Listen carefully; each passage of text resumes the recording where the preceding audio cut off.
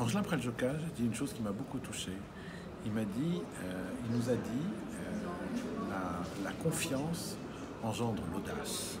Ce que j'ai trouvé, c'était presque un sujet de bac. C'est vrai que cette relation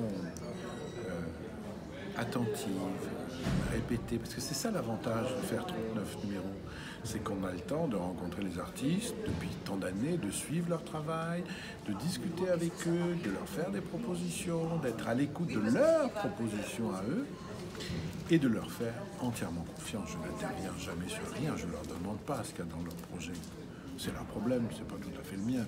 Moi, mon problème, ma question à moi que je me pose toujours, c'est quels sont les artistes importants aujourd'hui qu'il faut absolument soutenir.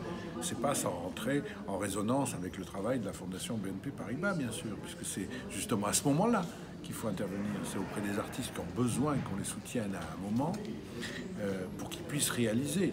Après, c'est leur problème, et dans ce cas-là, soit c'est très intéressant, on a vraiment eu raison de les soutenir, soit c'est moins intéressant et après, soit on les abandonne, soit au contraire, il faut continuer à les soutenir jusqu'à ce que ça devienne intéressant. Parce qu'il faut du temps pour réaliser des choses. Nous vivons dans des temps quelquefois médiatiques, commerciaux ou industriels qui ne sont pas les temps de l'art, qui ne sont pas les temps de la culture, qui ne sont pas les temps des relations avec la population. Ça doit durer longtemps. Il y a besoin du... C'est comme un couple. On ne sait jamais si en 3 ans on a fait affaire. C'est que quand on a vécu de nombreuses décennies ensemble, qu'on a fait des enfants, et que là, sans doute, l'amour se développe encore mieux. C'est un peu comme ça. On a l'impression qu'on les protège. Et je crois que c'est ça qui est finalement, quand j'y réfléchis, peut-être ce qui m'importe le plus. Ça a été le cas beaucoup avec Dominique Bagoé. Protéger les artistes, c'est important.